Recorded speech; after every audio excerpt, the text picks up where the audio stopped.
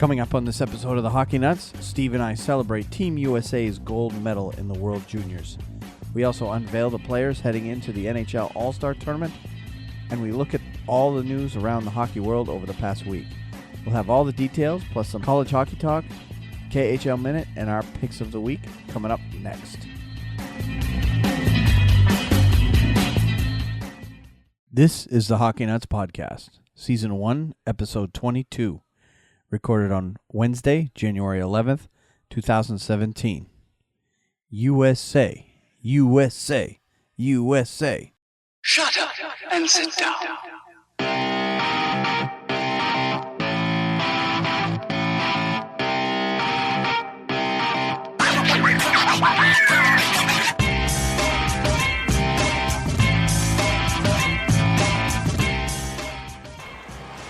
The teams have changed.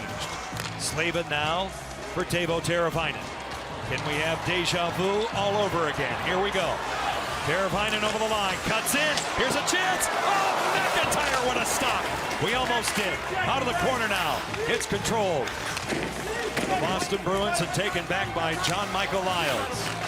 Krejci inside the line, broken up. Now a chance for Aho. His shot scores! Hey, what do you say? Sebastian Aho! Carolina wins in overtime!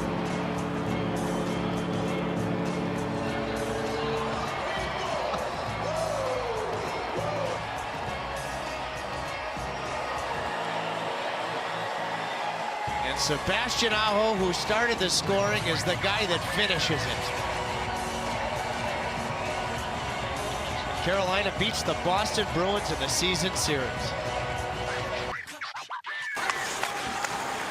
Tarasenko through Yakupov, Bergeron, off Marchand's stick right in front of the goal.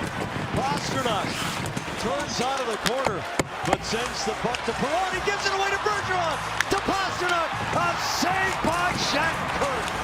Marchand scores!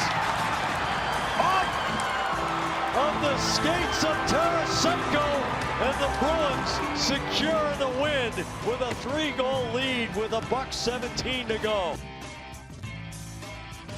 20.5 seconds remaining. Lindbergh into the face-off. Lindbergh, yes, on with Fost and Grabner. Lindbergh against Dubinsky.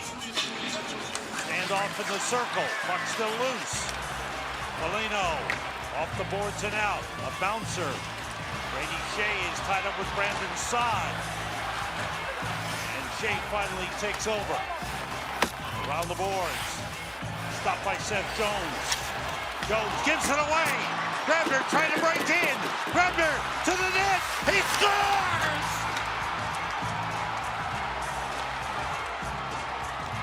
Michael Grabner with 16 and a half seconds remaining has given the Rangers a 5-4 lead. His second goal of the game. Hello and welcome to episode 22 of the Hockey Nuts Podcast. My name is Wayne. I'm here once again with Steve. How's it going today, Steve? It's going great. I keep hearing these replays. USA. USA. USA. Yes. And I never get that. Yes. Unfortunately, to our Canadian listeners out there, we are still celebrating here in the U.S., or at least the few hockey fans there are of us anyway are still celebrating Team USA's winning of the World Junior Championship. Yes. And that is one of our major stories this week that we'll be talking about. Have you gotten yourself melted down and buried out from all the snow we've had down here in the Carolinas this week? I tell you what, it was, especially Saturday, it was just, you were an idiot if you were out on the road. And I think Wayne, the North Carolina does have the snow equipment to get things cleared off the roads, but it just doesn't happen in a timely manner most of the time on a big snowstorm like this.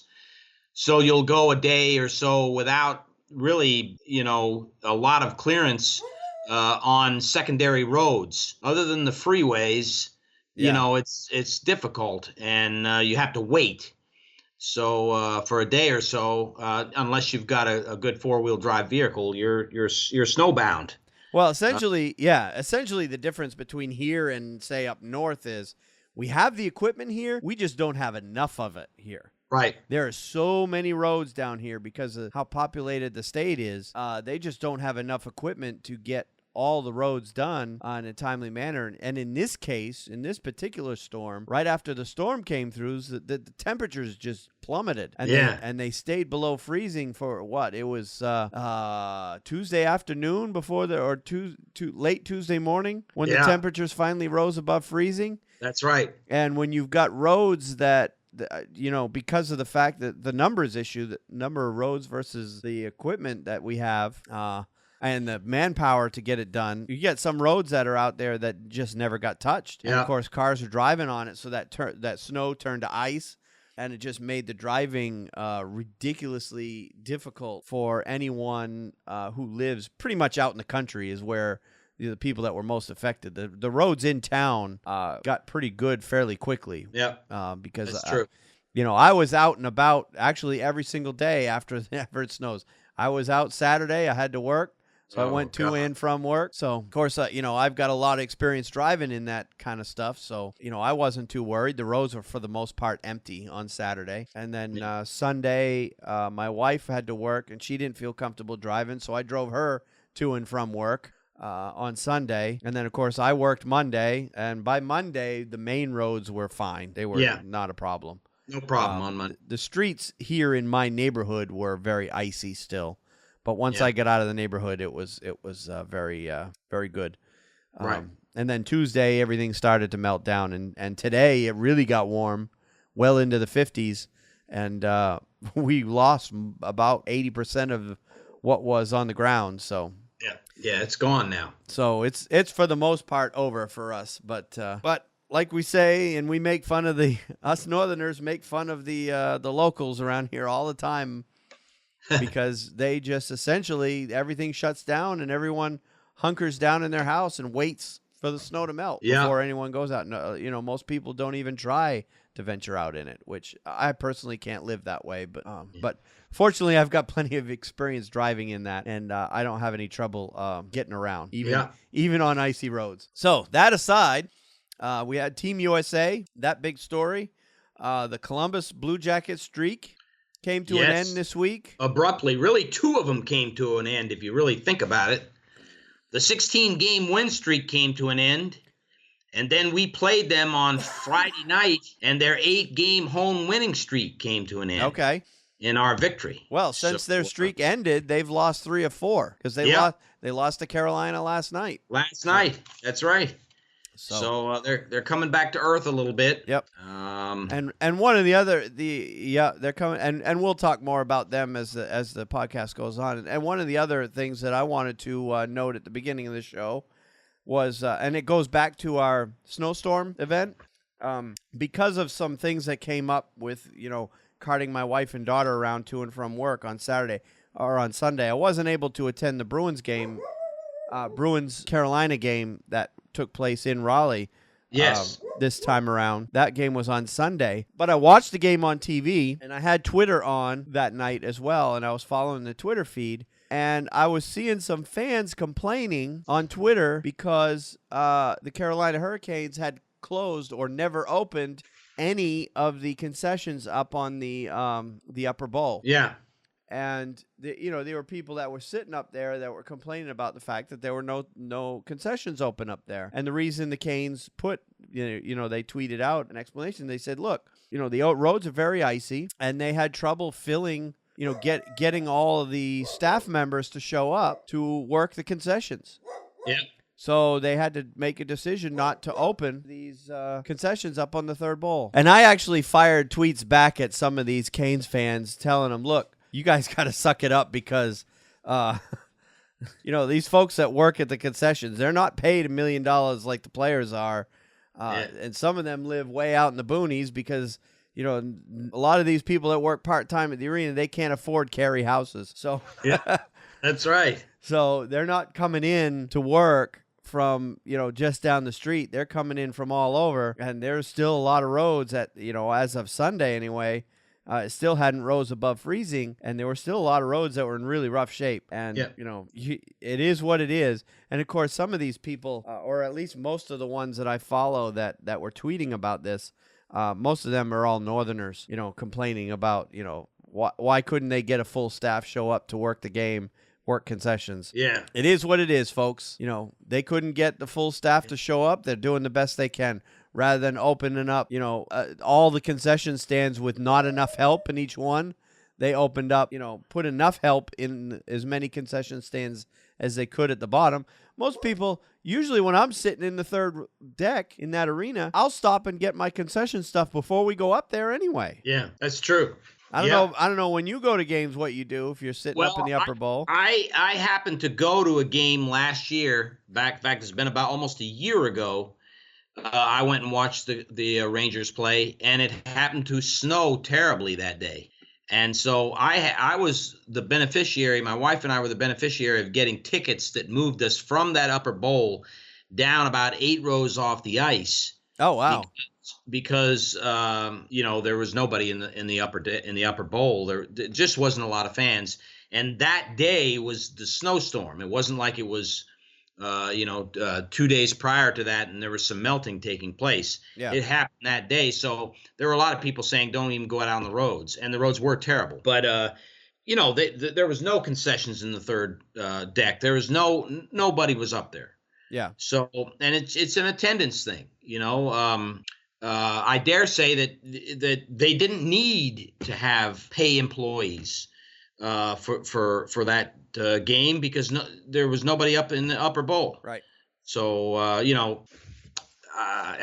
it's silly to it's like you say, would you like to stand around and wait for your hot dog for 10 minutes because there's only one guy behind the concession stand pouring beer? And right. Let me tell you, that's what people are coming there to buy. They're not going to sell the hot dogs like they are the beer, know. So that's the way it is. Yep. It's bad weather down here is not the same as it is in the north. It just isn't. No, it isn't. It's a different animal, and of course we've learned that. And some of the people newer to the area are still learning that. But when I was hearing them complaining, one tweet I saw is, "Come on, Hurricanes, we know you're better than this." I'm like, really? What are they gonna do? Yeah. They're gonna put players up there. Put the guys that are healthy scratches for the night. Let's throw them in the concession stand. What are they gonna do? Right. You can't get enough bodies to show up for work. You just run with what you got. Yeah. So anyway, enough of that. Enough of my ranting about weather. All right. Let's move on to talking about our teams and how they did over the past week. And I'll go ahead and let you start with the Rangers since they had the shortest week of all the teams, thanks to the Rangers having their mandatory bye week this week. Yeah, we have the bye week, and we don't come out of that until this Friday night when we play Toronto.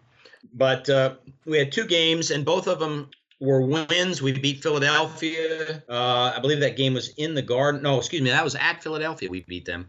And then we went down to Columbus and beat the Columbus Blue Jackets in a thrilling game in Columbus. Yep. Michael Grabner stole the puck with about 25 seconds to go in the game, went down the ice and backhanded a beauty right into the upper corner of the goal. Bob Brofsky did not play in that game. I believe it was I should know who that is. It wasn't McElhaney, was it? Was that his last game? It was McElhaney. Before they waived him? Okay. It was McElhaney. Yep. McElhaney was in that. And we won I think they waived him right after that. He played very well in the first period for sure. And the second period he came on and we played the best third period, I believe, of the entire season for our team that night, and we just scrapped and clawed. We were down 4-2 and came back and won 5-4, and it was just a great game. Yep. A great game to watch. So like we normally do with like we normally do with our podcast, we put highlights at the beginning of the podcast from the previous week, and I inserted the Grabner goal into this week's podcast. So. Oh, yeah. It was a thrilling goal. Did you watch that goal? I didn't. I think I saw highlights of it, but I certainly didn't see it live. I didn't watch the game. So there is a difference in the speed of Michael Grabner versus the speed of Chris Kreider. Mm-hmm. I think Chris Kreider's speed, he is very smooth.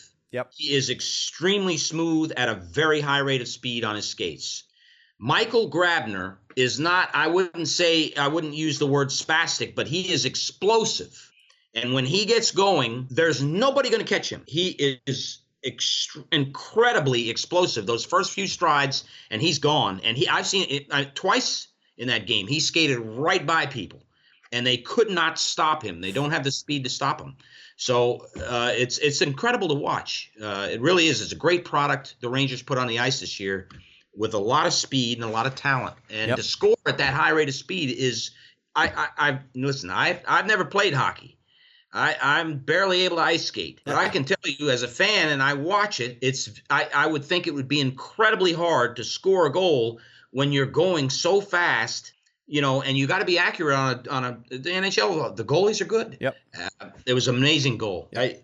I could tell you as a player, someone who's played a lot of hockey, the faster you go, the more difficult it is to control the puck, for sure, particularly if the ice conditions aren't perfect. Now, fortunately, those NHL guys have the best ice in the world because if you haven't been to a game live, if you've never been to a game live, I should say, while the TV break is going on, there are a group of arena staff that come out and scrape the ice during every commercial break.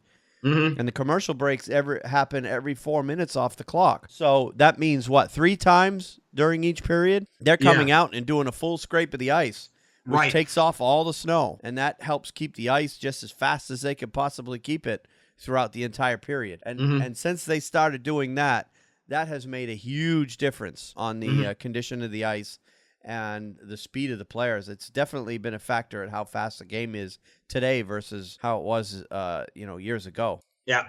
Years ago, they would play on that same ice all the way through the period, and by you get to the 18th, 19th minute of the period, there's so much snow on the ice, the players are just trying to get the puck through it. Yeah. So, but now they're essentially skating on almost early period ice, right straight through the period. Yeah. So, and they send probably how many you see out there? 10, 12 people out on the ice with scrapers that are 4 feet wide. It takes them less than 2 minutes. They've got the whole sheet scraped. Yep. It's amazing. And all that snow removed. Yep. So, it's amazing to watch if you go to a game live, see them scrape the ice. So that's part of the reason why the game is so fast today is the ice conditions are so much better than they used to be. Mm-hmm. So, well, good. And that certainly favors the faster teams like the Rangers. So, all right. Well, we'll move on to the Bruins then. The Bruins have had quite a few games this past week. Back on the 5th, they lost 4-3 to Edmonton, and some people in Boston were saying that was a bad win or bad loss because of Edmonton, but they're talking about the Edmonton team of old. This year's Edmonton team is not a bad team. They're actually a pretty damn good team. They are. They're going to make the playoffs. Yeah. They may even win the Pacific Division. What do you think, Wayne? Well, it depends. I mean, they got to keep up. They got to learn how to put the bigger teams away. But if they figure that out, they're a dangerous team for sure. And then on the 7th, they went down to Florida and just completely owned them 4-0. That was just a great performance by the team in that game. And then the next day, they flew up to Carolina, and that was on Sunday. And they ended up losing that game 4-3 in overtime, much to the disappointed too. I mean, it was still a big Boston crowd in that game. Yeah. Let me tell you, the Carolina Hurricanes are for real, and they are playing like crazy to catch Philadelphia. They really are, and they are coming on strong. Yeah, they certainly are. They seem to be getting better as the season goes on, for sure. Yeah.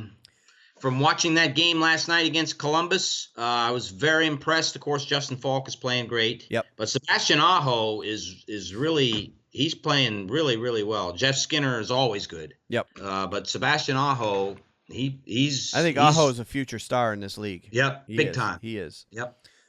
So the Bruins ended up, I guess, a lot of people were saying they only got a point out of this game. They did have the lead at one point in the game. So, that's why the Bruins fans would be saying that. But I'm saying, hey, they got a point in that game because Carolina's not an easy team to beat, as evidenced Especially by not in Raleigh now. Yeah. You know? And they're good at home too. So, they're a tough game. So that means Carolina takes the season series against Boston. All 3 games went to overtime, and Carolina won 2 of them. So, and then the Bruins finished out the week last night against St. Louis with David Backes going back to his home rink for the first time since leaving there. And the Bruins came out of that one with a 5-3 win. So a great effort there. Marchand had a big night. I think he had 2 goals. I could be wrong. But Marchand I know he had at least 1, but he played very well last night in that game. So that gave the Bruins a 2-2 week. But granted, they played some tough teams that week. And then that leaves us with Carolina, who had a 4-2 win at St. Louis back on the 5th. They lost 2-1 in Chicago on the 6th. That game could have gone either way. They had that 4-3 win against Boston on the 8th, and then they beat Columbus, as we talked about briefly last night, 5-3. So Carolina, again, with a 3-1 week against some pretty damn good competition. St. Louis, Chicago, Boston, Columbus. Come out 3-1 against those 4 teams is a pretty good week for Carolina. It is. Very good. And some of the other games that we talked about last week that we said would be big games. We had the Capitals played the Blue Jackets. That was 2 of the top teams in the league right now. And the Capitals won that one 5-0. Another game on the 5th, the Sharks lost to the Wild 5-4. The Canadiens beat the Maple Leafs 5-3 on the 7th. That was a Hockey Night in Canada game. And, of course, Hockey Night in Canada games are always good games, so... Always good. Yep, and that one, again, did not disappoint. The Capitals beat the Senators 1-0 also on Saturday night. And the Flyers lost to the Blue Jackets 2-1 in overtime. That was on Sunday. Yep. That was the Blue Jackets' only win in their last 4 games. That's right. Since ending the streak. Yep. And that was against a very good Flyers team. The Wild beat the Ducks 2-1. That was... 2 of the better teams in the West. They played Sunday. And the Capitals played the Canadiens on the 9th. That was Monday night.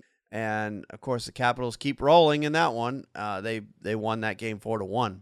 And then tonight, pretty much as we are ending the podcast, the Penguins and Capitals will be getting going on your Wednesday night rivalry week. And as far as I'm concerned, that's a must-watch game. That is. Those 2 teams right now are probably, they're arguably playing better hockey than any 2 teams in the league right now. Yes, I agree with it. So the only reason Columbus is number 1 on our power rankings is because, once again, they moved it up to 60 points. And, that's it. Yeah. Yeah. Even though they've lost 3 or 4, they're still have the best record in the league. So, and they're still playing. They're playing well. So, all right. Well, let's talk some World Junior hockey now, because we had some results that have come out of the World Junior Championship. Of course, we talked right off the top of the show that Team USA won the whole thing. But leading up to that, as we left off last week, they were coming out of the preliminary rounds going into the, they had just finished the quarterfinal round, actually. So preliminary rounds were over. Quarterfinal round just finished when we recorded last week. And Team USA beat Russia in the first semifinal game in a shootout. And that game had just ended when we recorded last week. So we talked about that game last week. And then in the second semifinal game later that night, Canada won Sweden 5-2. And, of course... at 5-2, sounds like the game wasn't that close, but it actually was closer than that score indicates. So it was a very, 2 very strong teams playing, and Canada just essentially in the third period just overpowered them and ran away with that one in the end. So that set up a final of Canada versus U.S., and then the bronze medal game was Russia versus Sweden. And in the bronze medal game on the 5th, Russia won that one 2-1 in overtime. And that was a very exciting game. That was. And, of course, with an overtime game, that could have gone either way. So I can't remember the coach of Russia. Can't remember his name. But he has now won medals. He has coached the team to medals in the last 7 World Junior Championships. Bronze, silver, and gold. They won all 3 during that 7-year span. And I believe they're the only team that have medaled in the last 7 years, right? Each of the last 7 years. That's correct. Yeah. That's right. So, and of course, that sets up the game with Team USA and Canada. And the final score, of course, was 5-4 in a shootout. But, wow, what a game that was. Incredible game. Twice. Absolutely incredible game. Twice during that game, Canada had 2-goal leads. They were up 2-0, and then USA came back and tied it, and then they went up 4-2, and then USA came back and tied it, sending the game to overtime. And then nobody scored in the overtime period, setting up the shootout. And then Troy Terry, the hero of the semifinal game against Russia, Troy Terry did it again in the shootout. He is the slayer in the shootout. Yeah. He just slayed Canada. And it wasn't even, it was like water running off a duck's bill. He didn't even flinch. Yep. He was over at the bench, and they had a mob going before. It was something else. Yeah, in the shootout period, it was a 5-man shootout, so 5 players for each team got to go. Troy Terry was the only American to beat the Canadian goalie. Tyler Parsons for the U.S., the U.S. goalie, stopped all 5 Canadian shooters in that shootout. So Troy Terry and Tyler Parsons were essentially Team USA's heroes of the night. So one thing I wish they would do in the gold medal game in particular is just go to you play until someone scores and get rid of the shootout. I agree. I get it. They got to do shootouts to keep the games relatively short in such a short tournament, particularly in where you got more than one game going on in the arena in a given night. I get it in the rounds, but in the gold medal game, let's let them play until somebody scores. Yeah. But in this case, Team USA came out on top. But it could have gone either way because in the overtime period, both teams had several chances to score during the 5-minute overtime. Was it 5-minute or was it 10-minute? I don't remember. I think it's a 10-minute overtime. That's right. It was 3-on-3, or is it 4-on-4? It was 4-on-4. 4-on-4. Yeah. Yeah.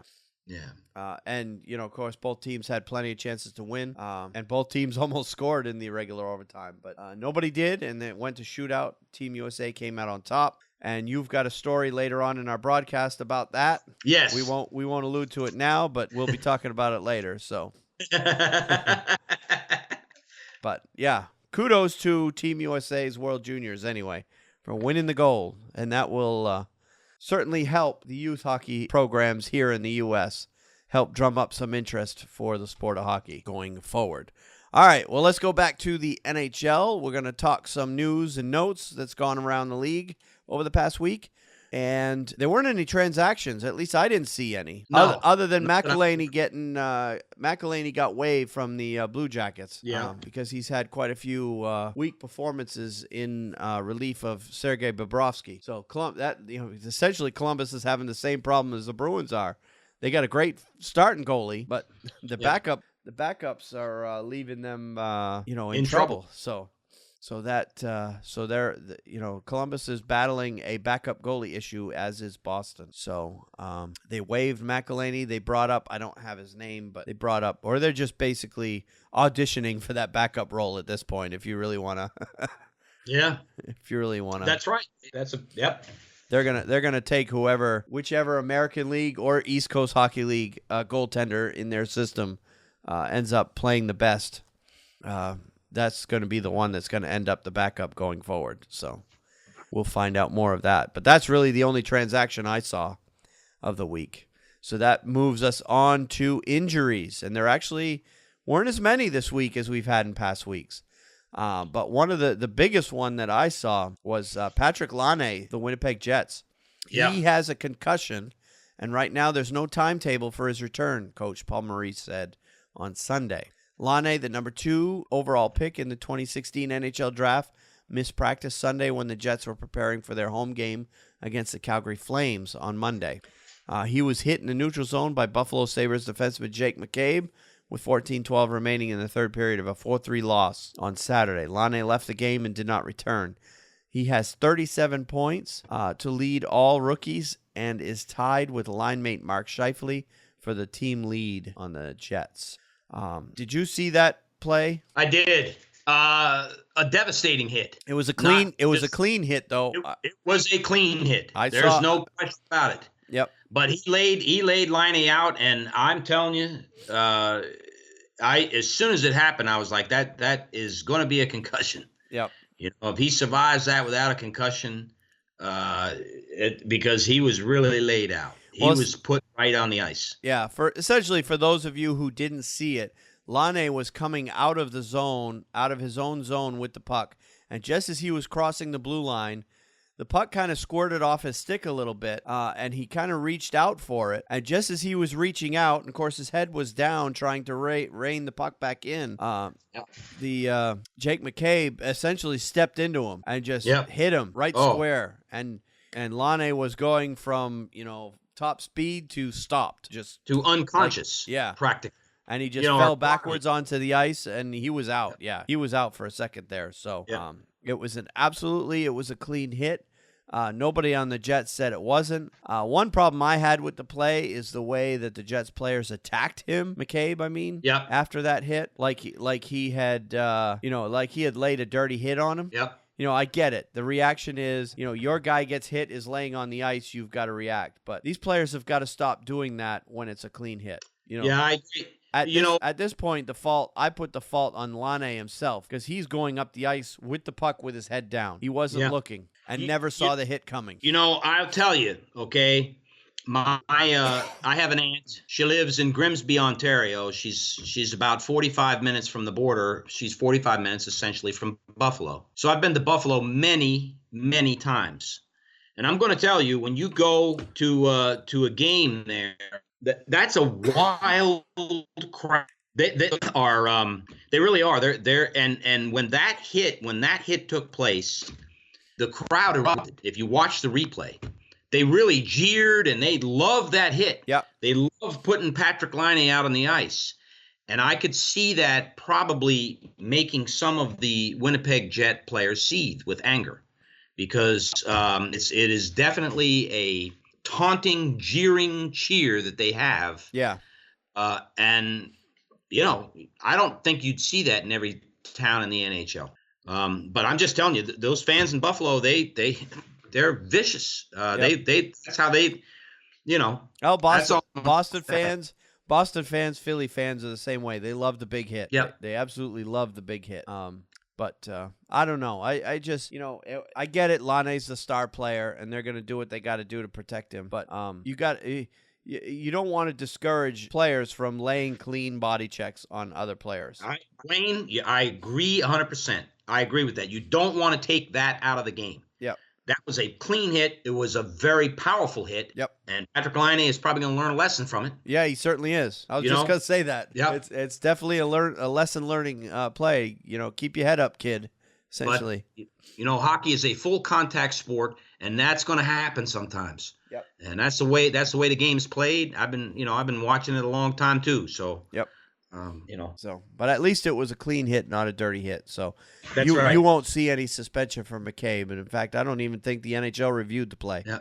So, all right, well, let's move on to the next injury. Florida Panthers forward Nick Bjugstad was placed on injury reserve on Saturday after sustaining a lower body injury on Friday. Bjugstad left with a 2-1 win against the Predators in the first period and did not return. He has a goal and assist in 21 games this season. Bjugstad is definitely one of their top defensemen. Yes, he is. He's very young, though, but he still has a lot to learn, but he'll be a good defenseman for them for a long time to come. I'm not sure what his lower body injury is. I did not see the play where he got hurt in that one. I didn't either, and that's a big loss for Florida. Yep. And they've had the injury bugaboo get them, times this year. Yep. Bjugstad hasn't been hurt before, right? I think he's survived a lot of these injury that have played Florida. Yeah, it just bumps and bruises for him. Yeah. He might have sat out a game or two, but he hasn't had it. Okay, Montreal Canadiens forward Brendan Gallagher will be out at least 8 weeks after having surgery on Thursday to repair a fractured left hand. Gallagher, who's 24, was injured when he was hit by a shot by Canadiens defenseman Shea Weber during the third period of a 4-3 overtime win at Dallas Stars on Wednesday. He's missed 29 games last season after 2 fingers on his left hand were fractured when he blocked a shot by New York Islanders defenseman Johnny Boychuk on November 22nd. 2015. Gallagher had surgery the following day. Gallagher has 18 points in 39 games this season and 174 points in 299 NHL games, all with the Canadiens. Tough luck for that guy. Yeah, that is. The second year in a row he's had broken hand. So I think it was a thumb last year, a couple fingers. Yeah, see, that's right. Yeah. 8 weeks, a long time. And especially this part of the season, what don't you think, Wayne?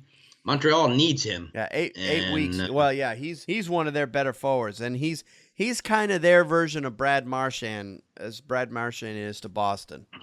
He's kind of that guy for them, and he's just as talented as Marchand. So, yeah, that is a big loss for Montreal. All right, Dallas Stars forward Jamie Benn was placed on injured reserve on Wednesday, and this is last Wednesday, because of a foot injury.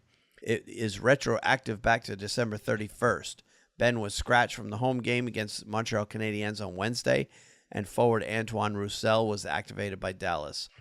Ben was injured in the second period of a 3-1 loss to Florida Panthers on Saturday when he went awkwardly into the boards. And then he finished the game but hasn't played since.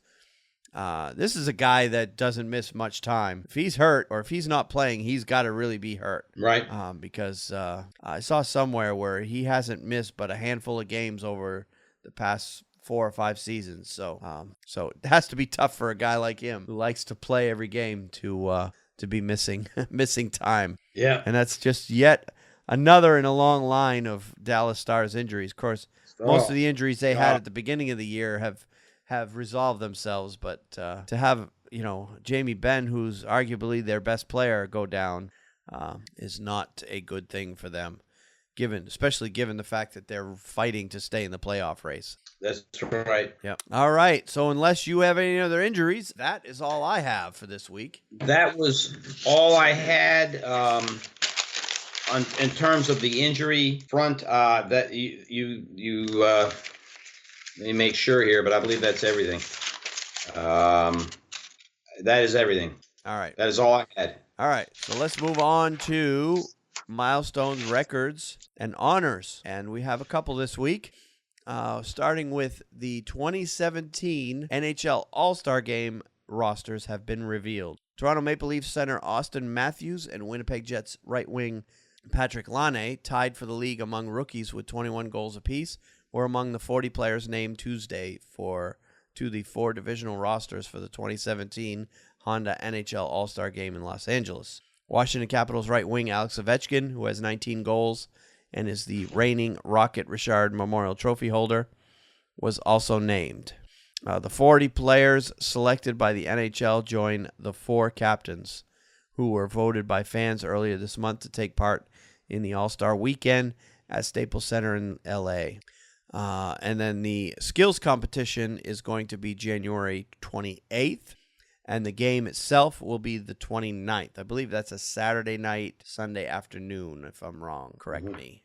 No, that sounds right. Yep. Each division is represented by 6 forwards, 3 defensemen, and 2 goalies. The divisional teams will compete head-to-head, both in the skills competition on Saturday, that's a new one, and then will face off in a semifinal game Sunday. The winners of the semifinal games will play for the championship. Each game is played in a 3-on-3 format with 2 10-minute halves. The 4 coaches for the 2017 Honda NHL All-Star Weekend will be Michael Therrien of the Canadiens, Bruce Boudreau of the Minnesota Wild, John Tortorella of the Columbus Blue Jackets, and Peter DeBoer of the San Jose Sharks. Last year, the Pacific Division won the All-Star Game in Nashville, defeating the Central Division 9-6 in the semifinal, and the Atlantic Division 1-0 in the final. And of course, as we all remember, John Scott was your MVP of that. That's right. Game, but the NHL didn't want to talk about that one, did they? So let me take a minute here and pull up I don't know. The NHL just didn't seem to like that situation last year. No, that was a one and done. Yeah. You won't see that happen again. Yeah, and I like John Scott, but that won't ever happen again. They changed the rules to make sure that wouldn't happen again. Yeah. So and players had a good time with it too, but who did make the roster is the question. And of course, I mentioned Patrick Laine as one of the guys who's going to be playing, or certainly invited to play, but with his concussion now, that certainly puts that in question. And obviously, any of these guys that we're about to list here, any injuries between now and then, guys will be removed and replaced on the roster. So here is the rosters as they stand as of right now, which is about 7 o'clock on Wednesday night, January 11th. All right, for the Atlantic Division, your forwards are going to be Nikita Kucherov for the Lightning, Brad Marchand from the Bruins, Austin Matthews from the Maple Leafs, Franz Nielsen from the Red Wings, Kyle Oposo from the Sabres, Vincent Trocheck from the Panthers, Victor Hedman from the Lightning, Erik Karlsson from the Senators, Shea Weber from the Canadiens. Actually, the last three are your defensemen. And your goaltenders are going to be Carey Price for the Canadiens and Tuukka Rask from the Bruins. Your Metropolitan Division players, forwards, Sidney Crosby from the Penguins, Taylor Hall from the Devils, Evgeny Malkin from the Penguins, Alex Ovechkin from the Capitals, Wayne Simmons from the Flyers, John Tavares from the Islanders. What an incredible group that is. Your defensemen are going to be Justin Falk from the Hurricanes, Seth Jones from the Blue Jackets, and Ryan McDonough from the Rangers. And the goalies are going to be Sergei Bobrovsky from the Blue Jackets and Braden Holtby from the Capitals. Wow, only one Blue Jackets skater as good as they're playing. Well, when you got Crosby, Malkin, and Ovechkin making the team, how do you remove those guys for any Columbus Blue Jackets? I don't know. All right, move on to Central. Yeah. We'll talk about these a little bit when we get done listening them here. Central Division, Patrick Kane from the Blackhawks, Patrick Laine from the Jets, Nathan McKinnon from the Avalanche, Tyler Seguin from the Stars, Vladimir Tarasenko from the Blues, Jonathan Toews from the Blackhawks. Your defensemen are going to be PK Subban from the Predators, Duncan Keith from the Blackhawks, Ryan Suter from the Wild. And your goalies are going to be Corey Crawford from the Blackhawks and Devin Dubnyk from the Wild. A lot of Blackhawks on that team. There are. Pacific Division. Fan votes. Yeah. Well, these are picked by the coaches. The only players the fans got to vote for are the four captains. That's right.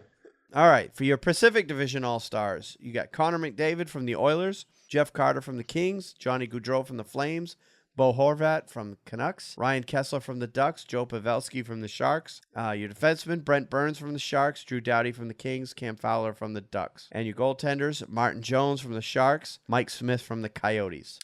All right, so there's your four teams. And, of course, the way the rules are laid out, there has to be at least one player from every NHL team. So you're having teams having to include players from teams that you might not otherwise see on there just because they have to be a team representative. So from your local Carolina Hurricanes, you've got Justin Falk, defenseman, for the third straight year. I thought for sure they would take somebody different this year, but they didn't. Yeah, he seems to be a perennial choice in that All-Star game. Yeah. And once again, they have to have a player from Carolina. Yep. Of course, Skinner's been playing great. Right. I guess he's made the All-Star game a few times, but I know Justin Falk's made it more than once. Yep. It's the third straight year for him going to the All-Star game. So, I don't know. What are your thoughts on these so far? A lot of Chicago Blackhawks. Yeah. You hit the nail on the head. I think. I really enjoyed last year's All-Star game. I actually tuned in to watch that, so I'm looking forward to it. Yep. It is exciting, and I think the NHL's done a good thing to get people and fans interested. I like the shirts that you were talking about before the game. That's going to be fun. The different colors, really in line with the LA Kings. Yeah, we actually haven't put that story in yet, but we'll talk about that in a bit. But yeah, the thing, and of course this year the skills competition is going to take this 4-team format in addition to the game. You've got, instead of an East versus West in the skills competition, you're going to have the 4 divisions competing with each other. So it'll be interesting to see how they do that with the skills competition. And I really enjoy the skills competition. In fact, back in 2011, when the All-Star game was held here in Carolina, me and my daughter went to the skills competition. We went to see it live, and that was the night we got to see Zdeno Chara break, and I believe he still holds the hardest shot record at 108 point. I can't remember what it was now, but I have cell phone video of him taking that shot from my phone. Somewhere on my hard drive, I have my own video of that that shot, because it happened at our end of the building. We were way up in the third deck but we were looking down. We were on the end of the building, looking straight down at the goal. But what a fun night that was, watching all the skills competition. God, I bet that was right there in the building. And I had to work on Sunday, so I wasn't able to attend the game. But at least we got to go see the skills competition anyway, live in person. That was a lot of fun. So anyway, but back to this year. Like you said, I really like this 4-team format. Just adds a little bit more excitement to the game. I just wish they would play a little harder. Not so much physically, but I want to see the up and down. Kind of like what you saw in the USA-Russia semifinal game in the World Juniors. Just up and down speed, hard. That's a good point. Instead of just skating at, 3/4 speed like they generally do. Yep. So, all right. So, and as always, of course, you're going to see players drop from these lists. As players reveal any injuries they may have, and you'll see new players come in. Generally, when they replace a player, they replace him with another player from their team, the team that they play for. All right, so let's move on to the next story. New York Rangers right wing Michael Grabner, Edmonton Oilers left wing Patrick Maroon, and Washington Capitals goaltender Braden Holtby have been named the NHL's 3 stars for the week ending January 8th.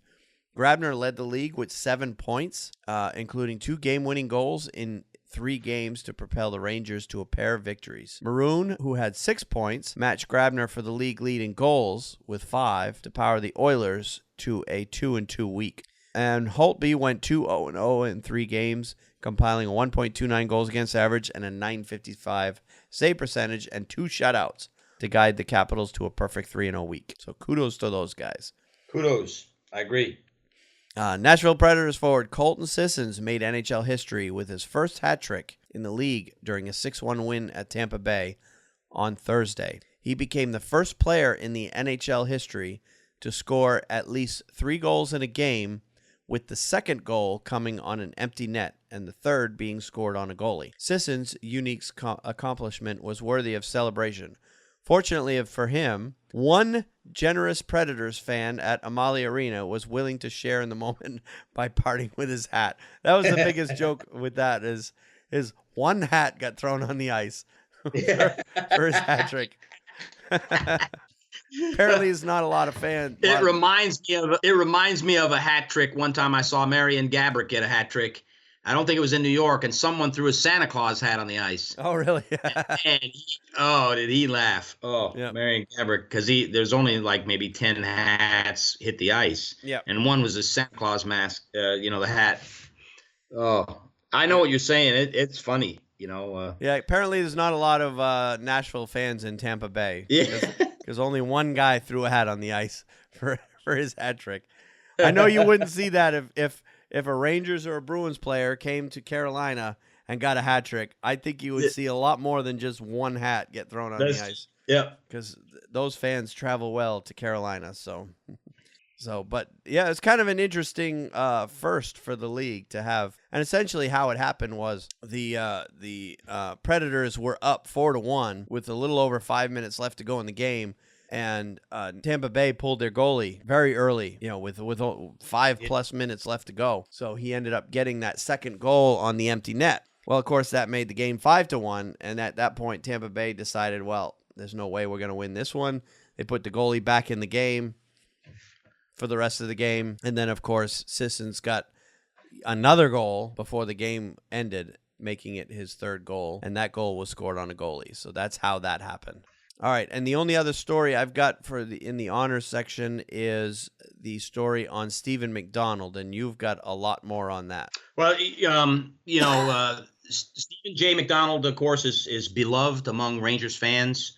My wife actually told me about it last night, and I was very sorry to hear of his passing. If you've watched Rangers games, you may have seen him. He is a quadriplegic, right? Yes. And he is confined to a wheelchair. He has a breathing apparatus to help him breathe. But he was shot and severely wounded in the line of duty many years ago. 86, I believe, is the story I read. Yeah. Yep. He. I'll take your word for it. I don't know that off the top of my head, but I think it was 86. He subsequently of course he was he is and was a massive New York Rangers fan, just a huge fan, and the team formed an honor in his name, which is voted on by the players. I believe it's just the players vote on who the best, most significant, and it doesn't have to be statistically the best player. And a lot of times it's not. It's who the best and most important player is to the team during the entirety of the regular season. Yep. And so a lot of players, a lot of distinctive players have won that award. I think Matt Zuccarello won it last year. But it's not always the guy who's doing the best that's going to win it. Yeah. But I think Gretzky's won it in the past. Gretzky's won it. Didn't Messier win it? Messier's won it. Yep. And these guys have won it once. If Gretzky won it twice, that's all he won it. They try to to really pick somebody that in a different way maybe for example, Adam Graves won it one time. Yeah. Well, he had some great years, but he only won it once. And that's generally how it goes. So that's the type of award it was. It's voted on by the players, and of course, it was always presented by Stephen J. McDonald and his family. Yes. Would be out on the ice, and he always spoke very highly of the Rangers organization and of his involvement and everything. So it's a big loss. I'm sorry to hear him go. I hope they will, and I'm sure they will carry on that tradition of presenting that award to the player best suited each year. Yes. It'll take on a new meaning this year. Yes, it will. Without him there. Yep. So. Yeah, I didn't know about him, or I didn't know his story until I had read the article. And the fact that they put an award in his name definitely speaks to how much he meant to the Rangers organization. Yeah. And obviously he's big loss to the Rangers family, and he'll certainly be missed. But when I read the article and read the description of how this players, and for those of you who are Bruins fans out there, that award would probably the closest equivalent that the Bruins have to that would be the 7th player award that the Bruins organization gives to one player who essentially goes above and beyond expectations. Yeah. And of course that award generally never goes to the best guy or statistically on the team. There's the 7th player award generally goes to someone who essentially came out of nowhere and had a big year. Right. That wasn't expected. Like I know Bergeron won it very early in his career before he became, the perennial all-star that he is now. Marchand has won it before. I believe even Sean Thornton might have won it. I could be wrong, but he might have gotten it as well. But it doesn't have to go to a guy who's statistically good, but just a guy who is basically went above and beyond. That's right. That's right.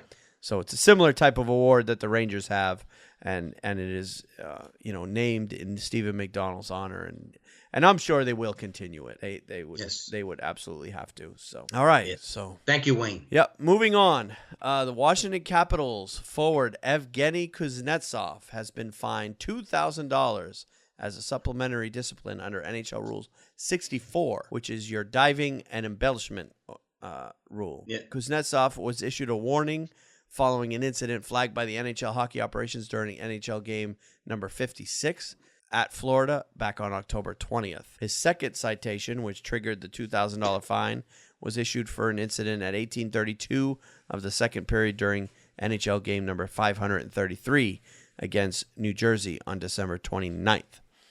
And I saw the play, and it was a ridiculous dive. It was so obvious. Yes. He was basically skating by a New Jersey player and essentially just went to the ground like he had been speared or something, and the guy barely touched him. So if you haven't already learned, I've got very little patience or tolerance for players that dive. So I don't like it. I think I like this rule. I think players that do it should be called out, fined, you name it, shunned, shamed, you name it. Yeah. Do it to them, because Yeah. I don't like that aspect of the game, and it needs to come out of the game. So, yeah. So kudos to the NHL for putting down on it. And, on a side note of this diving and embellishment, in the beer leagues, in the reffing of the beer leagues, we have this thing. See, a lot of guys that play in these beer leagues think that they're playing under NHL rules. And, of course, that's not the case. We play under USA hockey rules, which is very similar to the international rules. Well, in the NHL rule book, there is no diving/embellishment penalty. It just doesn't exist. If a player dives, the only thing the referee can do, if they felt that he dove, is just not call anything. Right. And, of course, that gets players and coaches up in arms saying, well, you didn't call anything. Look, he went down. Yeah. And I'll just do one of these numbers. I'll just look at the bench and go, wave my arm like in a diving motion. Like, no, that was a dive. No. And then they'll say, why didn't you call him for diving then? It doesn't exist. We don't have that rule in USA hockey. Yeah. So I'm constantly having to teach these guys that diving doesn't exist. So in some ways, I wish it did, because I could call it when I see it. But I can't call it. All I can do is just not call a penalty at all. Yeah. Just let it go. So anyway. Yeah. All right. So that is the only suspension and fine that we had last week, unless you saw others. Nope, that's correct. That was the only one. That's the only one I saw. So let's move on to one other story that we've got of note in the NHL. And that was, we alluded to it earlier, the unveiling of the NHL All-Star jerseys. That was just unveiled today, and I'm looking at a picture of them right now. And it definitely, because the game's being played in LA, it definitely pays homage to the history of the LA Kings. Because rather than just because last year they had 4 teams, but they really only had 2 sets of jerseys last year. And each team would wear either white or black, depending on, if you watch the All-Star game, you know what I'm talking about. There were teams that wore whites in one game and blacks the next game. Well, this time around, they came up with 4 different jerseys. And essentially what you have, one set of jerseys is the LA Kings purple that they wore. It's not the purple that they wore back in the 80s. It's more of the, the mid-90s, when they kind of switched to this purple and black type. It was that darker purple. So you got a purple jersey with white shoulders. Obviously, the NHL logo is on the front of all 4 jerseys. With stars across the bottom of the jersey. But the colors are all different. So you got the purple with the white shoulders. You've got a gold jersey, which is the same gold that they wore back in the 70s and 80s, that gold and purple. Well, the gold from that is the primary color of this jersey, and the shoulders are black on this jersey. The third jersey is a white jersey with the gray color that they had in the Gretzky era. So the silver and black, or the gray and black. Yep. So you've got that one is a white jersey with gray shoulders, and then the fourth jersey is a black jersey with a very dark gray shoulder. So you got 4 different colors, and I really like them. Yeah. So you'll have 4 teams wearing 4 different jerseys this time around. So. And that's a good thing. Yep. I agree. So if you get a chance, get to the NHL.com and you can see the jerseys for yourself. Or you could just watch the game because it's coming up in a couple of weeks and you'll get to see them then. So, all right, let's move on to our HockeyNuts.com power rankings for the week. And I believe it's my turn this week. It is your turn. Okay. So I will go ahead. And, of course, as always, you could see all 30 teams, how they rank, by going into the show notes for this episode, but I'm going to go ahead and do the top 10. Starting with number 10, I've got Anaheim, and they dropped to 10 from number 9 from last week. San Jose is in the number 9 spot, dropping 1 from 8. Ottawa, I've got in the 8th spot, rising from 13, just simply because they had a decent week last week. I've got Minnesota at number 7, dropping 1 spot from number 6. Montreal, I've got number 6, dropping 1 spot from number 5. And that's pretty much not because of how they've played, but because of how the teams above them have played. Those teams have just catapulted themselves into the top 5. The Rangers go from 3 to 5 this week. And again, same as Montreal, the teams above them are just simply playing better than they are. Not that they're playing bad. Right. I've got Chicago at number 4. They were at number 4 last week. Washington, I've got jumping from number 7 all the way up to number 3. And that's just simply because they are on a winning streak of their own. They haven't lost a game in a couple of weeks. Yeah. And Pittsburgh remains at number 2. And number 1 remains Columbus. And simply because even though they've lost 3 of 4, I've got Columbus at number 1 just simply because right now they're at the top of the standings. Their points, that's right. Yep. What I was really surprised by, but with the play of the Washington Capitals recently, last night I was watching a recap on the games and they showed the playoff picture, and this was actually on the Canes broadcast. And the Rangers are now a wild card team. If the game started, if the playoffs started today, the Rangers would be the strongest of the wild card teams in the Eastern Conference. Yep. And that's because you have the Blue Jackets on a 16-game winning streak, the Pittsburgh Penguins, who've had winning streaks more than one this year, they are playing out of their mind, and the Washington Capitals. Well, Pittsburgh's current winning streaks. Yeah, Pittsburgh's currently on a 5-game winning streak, and Washington's currently on a 6-game winning streak. Now, those two teams are playing each other tonight, so one of those is going to end tonight. Yeah, I mean, those 3 teams that are above the Rangers right now are playing lights-out hockey. But, yeah, the Rangers sit at 57 points in that first wild card spot. But the second wild card spot is 9 points behind them. That's the Philadelphia Flyers. It's a big gap, dropping down to 9. And the Carolina Hurricanes now are currently sitting 3rd in the wild card. And if the Hurricanes were in the Atlantic Division, they would be in the playoffs right now. It's amazing. Yeah. Kudos to the Hurricanes. They're playing great hockey.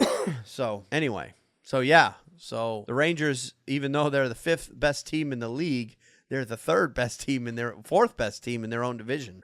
Yep. So it's amazing. Which tells you the Metropolitan Division is definitely the toughest division in the league right now. All right. So let's take a look ahead at our teams coming up this week. Boston has 4 games upcoming. They've got Nashville on the 12th. They've got Philadelphia, and the Nashville game's in Nashville. They've got Philadelphia on the 14th. That's at home. A home game against the Islanders on the 16th, and they're at Detroit on the 18th. Now, the way the Bruins have been playing this year, here's how I predict the games will go. A loss at Nashville, a win at Philadelphia, a loss at the Islanders, and a loss at Detroit. You know why? Because Nashville, the Islanders, and Detroit are behind them in the standings, and they can't beat teams that are behind them in the standings. And they do beat teams ahead of them in the standings, so they'll win against Philadelphia. I don't know. That's just being me being cynical about how Bruins have been playing this year. You never know. They may turn it on here, Wayne.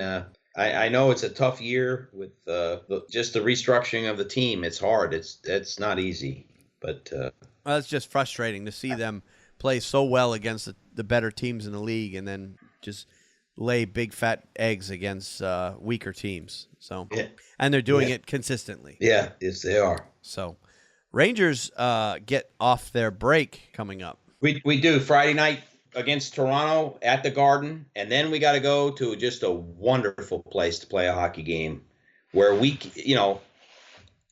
I'll say right now, it's the worst place for the Rangers to go statistically over the years, and that's the Bell Center. Bell Center in Montreal, yeah. The very next night, we got to play in Montreal, so that'll be I will watch the game, and I will be rooting the Rangers on, but that's a tough place for us to win. Speaking of Bell Center, I wasn't really paying attention during the USA-Canada game because I can't stand their goal horn.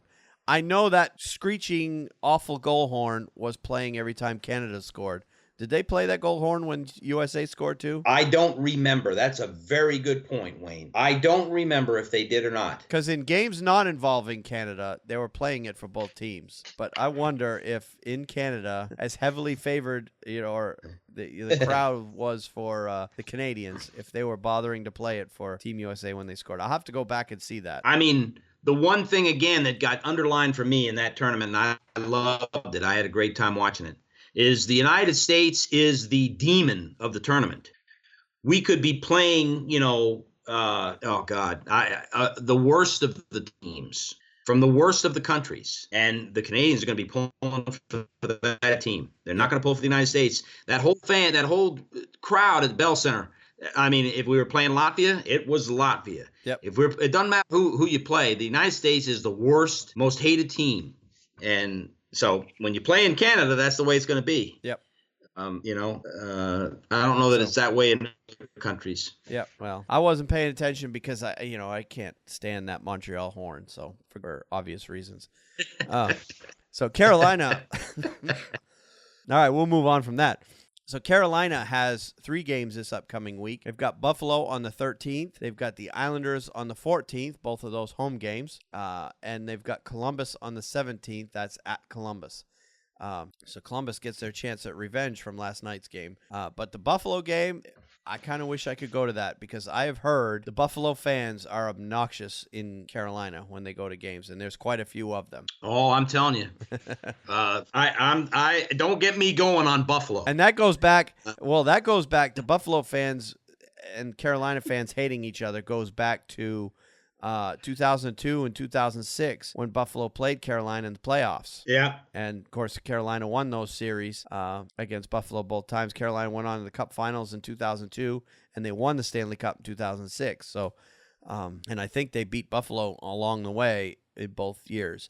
So, and I guess there was a lot of animosity between Buffalo fans and Carolina fans back then, and I guess it still exists today. So. Even though both teams are not cup contenders at this point. If they lay somebody out for the Hurricanes on the ice, they better expect that will erupt all kinds of stuff at the PNC Arena. Yep. I'd actually would love to see if that does happen, because I promise you there'll be retaliation for something like that. Oh, yeah. So that'll be an interesting game. All right. Now, some of the big games coming up this week around the league. Canadiens and Wild are playing each other on the 12th. Also on the 12th, Penguins Senators. On the 13th, you've got Blackhawks Capitals. That's probably best team in the East, best team in the West, arguably. Flames and Oilers playing on the 14th. Blues and Sharks also on the 14th. Flyers Capitals on the 15th. Wild Blackhawks on the 15th. Blues Ducks on the 15th. Capitals Penguins on the 16th. Senators Blues on the 17th. And on the 18th, you have Penguins Canadiens. So a lot of good games coming up this week. A lot of good games. Yep. It's got to play tough. They got some tough games this coming week. Yep. So and I'm hoping that they lose everyone. So. All right, let's talk some college hockey. We'll start off with the University of Maine. They lost against Team USA under-18 team. Now, the under-18 team, I can't remember if I talked about it much last week. That's a team made up of, obviously, players under 18. These are guys that most of them have committed to colleges next year or the year after, but have yet started their college career. So these are young kids playing against college-age guys. So every player on this Team USA team, every single player is younger than every single player that they're playing against on the University of Maine. Yeah. And they came out and trounced Maine at Maine. And from what I understand, Maine's coach was not happy with the performance of that team. It's their first game back from their long actually not their first game back, their second game back from their long Christmas break. But sounds like Maine came out, didn't take them seriously. Of course, that game doesn't count in their overall record. It's an exhibition game, but still, if you're playing a game, you like to win, and they didn't. So now coming up this week, the University of Maine gets to play their Fenway Park game, or their Frozen Fenway game. They play UConn this weekend at Fenway Park, and that game is Saturday at 1:30 in the afternoon, I believe. That'll be an exciting game. Against University of Connecticut. And actually, the games at Fenway that are coming up this weekend were scheduled to be played later in the day, but because the New England Patriots are also playing Saturday in their NFL playoff game, they decided to move those games up so that fans can attend the college games at Fenway and then make it either down to Foxborough for the Patriots game or back home if they're not going to the Patriots game. So you could potentially attend both events if you so desired. That would be a lot of fun in Boston. So, and speaking of the Fenway games, last weekend there's 4 games total this year, 4 college games. There's a whole bunch of other lower division games going on during the 17 days that the ice is down at Fenway Park. But there are 4 college games, and last weekend 2 of them, BU played UMass and beat them 5-3. And then Boston College played Providence and beat them 3-1. And this weekend, of course, Maine plays Connecticut in the early afternoon game.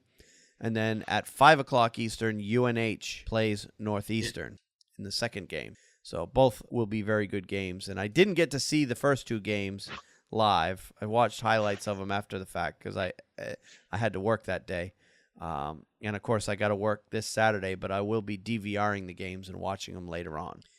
As far as upsets from the past week, on Friday the 6th, Ohio State, number 11, Ohio State beat number 2, Penn State, 3-0.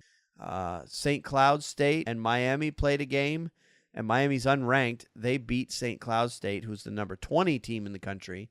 They beat them in overtime 3-2. Unranked Bowling Green beat Bemidji State. They're the number 17 team in the country, and they beat them 4-2. On Saturday, your upsets were Miami beating St. Cloud State again for the second night in a row, 4-1. And then Minnesota Duluth lost to Colorado College. Minnesota Duluth at the time was the number 1 team in the country, and they lost to unranked Colorado College 2-1. And that was at Minnesota Duluth. So disappointing night for them. And then number 12, Notre Dame lost 4-2 to unranked Michigan Tech. So those were the only upsets going on around the country last week. Now, this upcoming week, probably the biggest games in terms of high-ranked teams playing each other. Number 8, Boston College, is playing number 5, Boston University, and a home-and-home series Friday night and Monday night. And if you have NESN, a lot of people around the country do, if you have, the full cable package, you can get NESN. That game will be on NESN Monday night. And when Boston College and Boston University play each other, it is an unbelievable game to watch almost every time. Because those 2 teams do not like each other. Duke it out. So, and with both teams being in the top 10, it makes it extra fun to watch. And the other big series coming up this weekend, number 1 Denver, obviously they're in their number 1 spot this week, is going to be at number 14, Western Michigan, both Friday and Saturday night. So you Western hockey fans will have a good series to watch there. Also on Saturday, number 19, Cornell will play number 15, Quinnipiac, and number 2, Harvard will play number 11, Union. That'll be a good game, too. So that should be a good game. Yep. Now, on to our rankings for the week. Your top 10 for the NCAA this week, as voted on by USCollegeHockeyOnline.com. Number 10, Ohio State. Number 9, Minnesota. Number 8, Boston College. Number 7, North Dakota.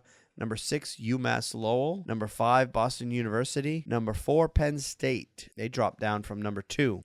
Number 3, Minnesota Duluth. They dropped down from number 1. And number 2, Harvard. They went up from number 4. And your new number 1 this week, the Denver Pioneers. Yep. Coached by former Maine Black Bear Jim Montgomery. Very good. All right, so let's move on to our KHL Minute. I don't know, who wants to go first on this one? You want me to go first so we can, because yours, I know, deals with the way the league is going right now. Sure. In terms of the playoffs. So I'll get mine out of the way so I can hear yours. Mine is in regards to a suspension that took place in the KHL 2 days ago. And it was quite interesting. And I encourage the fans who are watching or listening to this podcast, or perhaps watching on a stream on YouTube, to go on to the Continental Hockey League's website and watch the replays of this particular play that caused the suspension. Because it's very interesting. It's all in Russian. You won't understand one word of it. But no. It's interesting to follow the players, and follow the action and of course the video. And it is a very clear, good quality video of exactly what happened. And the incident I'm talking about was recorded in the following story. Following a request from the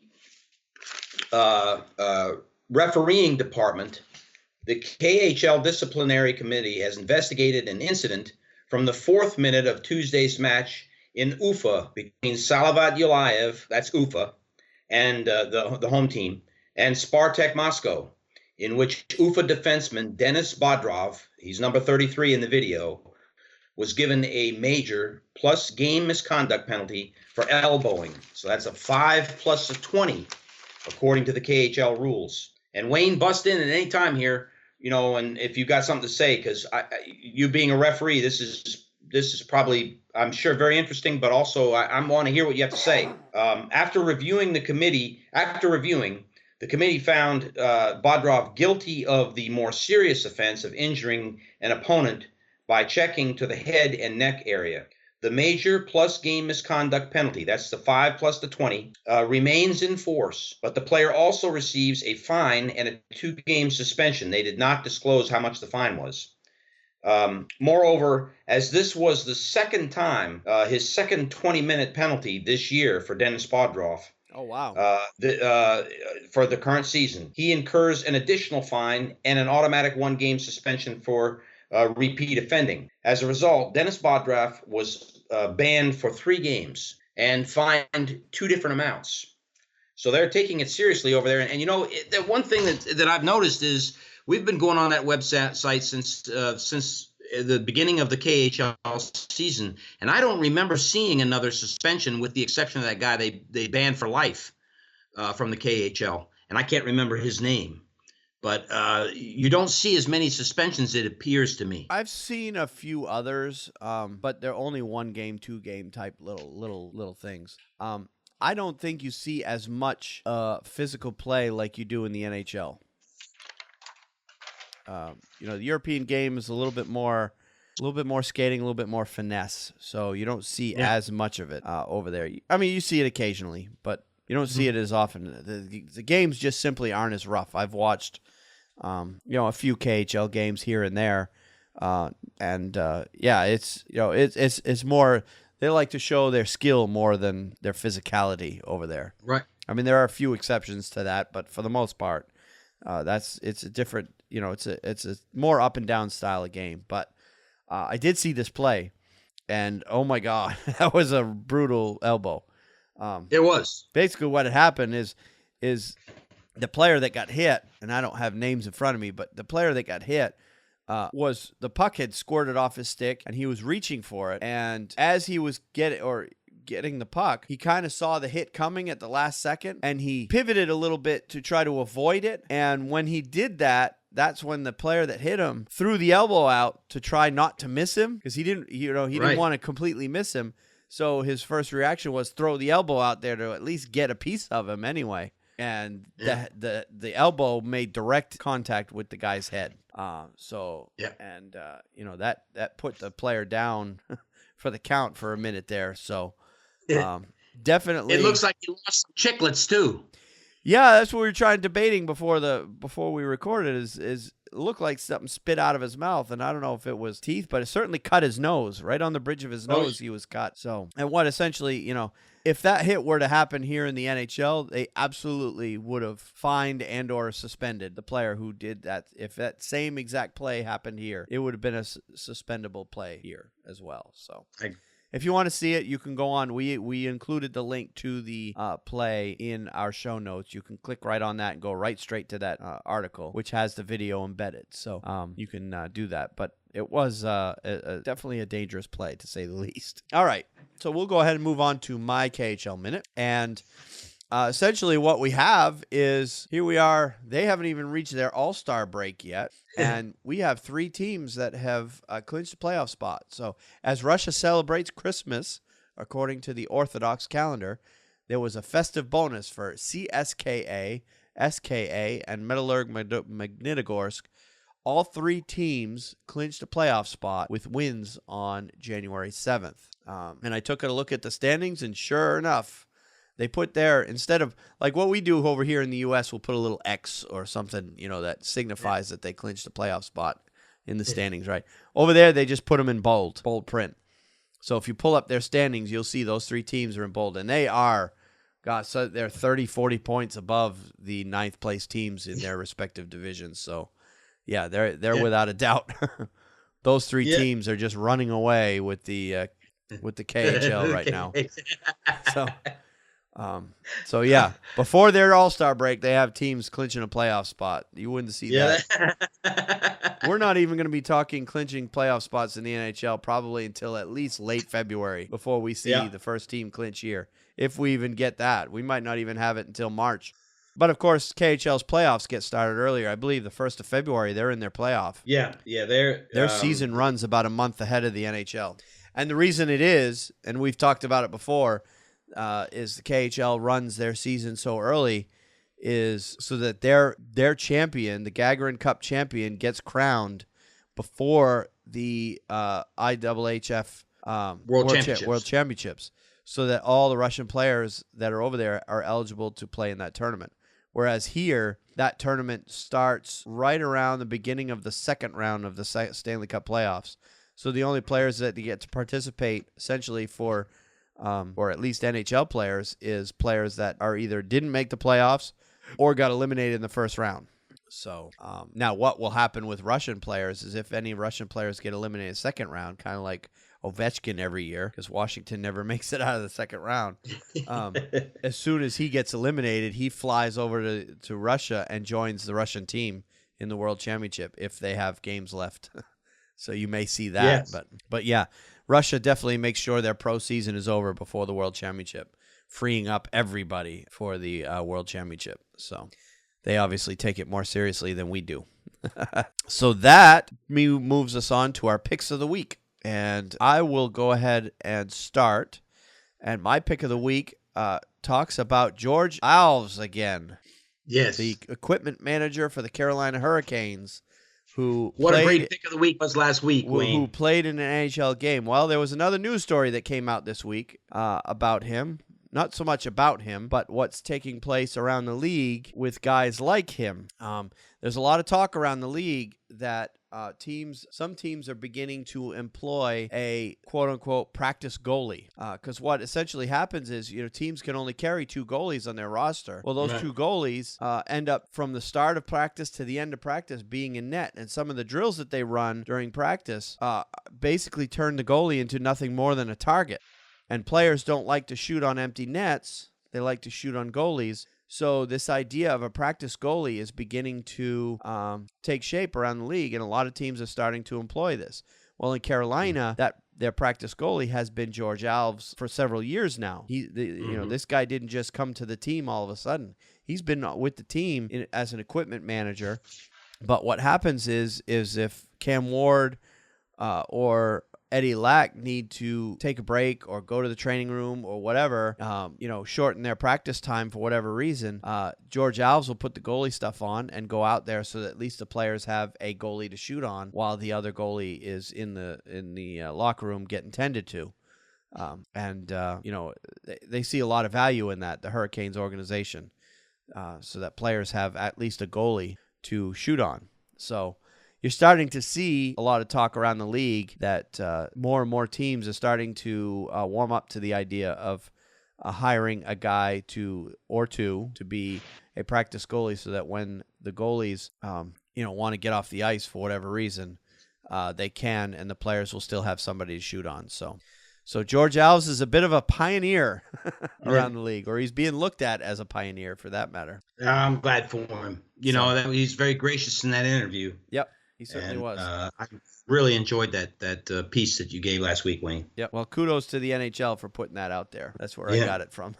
So that was my pick of the week. That was a good one. Yep. Mine is not as good, but in terms of the patriotism that we both have for Team USA, I feel it's worthy to mention it. My pick of the week is Jonathan Toews loses at the World Junior Championship, and he loses a bet to Patrick Kane. Blackhawks captain Jonathan Toews wears a United States jersey to settle a wager with teammate Patrick Kane. Although he isn't used to losing, particularly against Kane in matches when Canada has played the United States, but in this international competition, he did lose, and the bet was he would wear a Team USA jersey for a day, and he did wear it. And if you go on NHL.com, man, he looks so mad. He looks, I don't know how to describe his look, but he looks bewildered, frustrated, and angry all mixed into one look. And, Kane is looking at him like, I finally got the guy. Yeah. Because, Taves is from Winnipeg. So he's been privy to a lot of victories that his team has had against Team USA. Yep. But anyways, that's what happened this weekend, and it was all in fun. The captain found himself on the wrong side of a wager with his teammate Patrick Kane. And also, I heard that he won $500 off the bread man, Artemi Panarin, because he bet Artemi Panarin in the semifinal game. Oh, Kane did. Yeah. His States would beat Russia, and he won that too. So he wins money in one game, and I don't know how to say it, but the jeering of Jonathan Taves in the second game. So Patrick Kane truly did the old made out like a bandit. He truly made out like a bandit this weekend. Well, I think making Taves wear a Team USA jersey is a better prize than the $500 if you ask me. And it was his Team USA jersey. Right. It's his jersey. Right. Yeah, he had to wear his jersey. Yeah, it was Kane's jersey. So that was a really good one. Yeah. Yeah, I laughed when I saw that article. That was pretty funny. That was. All right, so we've come to the end of another week of the podcast this week, and we didn't do it at the beginning of the show, but I'll do it at the end of the show. I'd like to remind everybody that you can reach us. You want to give us any feedback, you can reach us at thehockeynuts.com. That's our website. You can email the show at feedback@thehockeynuts.com. And you can leave a voicemail if you don't want to write an email at 919-960-1718. My Twitter handle is at WayneHalley9. My Steve's Twitter handle is at sball504man. And our Facebook page is at facebook.com/thehockeynuts. And, of course, we have our YouTube channel where we stream the recording of our episodes live each week, complete with all the interruptions by people coming to the door and dogs barking and everything else that I later cut out of the final podcast because, I do my podcast essentially in my living room, so I can't block out all the distractions that go on around the house, but I can cut a lot of them out in the final product, so that explains the delay between us recording and me getting it out there. And of course, last week everything got delayed by a few days, mostly due to the storm, because right after we recorded, the next 2 days after that, I had 2 very hellish days at work, as everybody in town decided to come in and, I don't know, they must have had cravings for French toast or something, because they bought all the milk, eggs, and bread in the store. I don't know if they were turning it into French toast or what they were doing with it, but they bought it all. And then took a few days for us to recover, and that was a couple of hellish days at work. So I put aside the podcast so I could catch up on rest. And I finally got the podcast out late Sunday night, early Monday morning. So even though we recorded last Wednesday. So hopefully this week the time between recording and producing and releasing will be a lot shorter. But anyway, and of course you can get all the links that I just mentioned. You can see exact spellings of everyone's names and everything else by going into the show notes for this podcast. And unless you have anything else, I think we're done. I think we call it a wrap, Wayne. It was great working with you again tonight. All right, well, good. Well, you have yourself a good night and a good week, and until next week, we'll talk to you later. Yes, sir. Good night.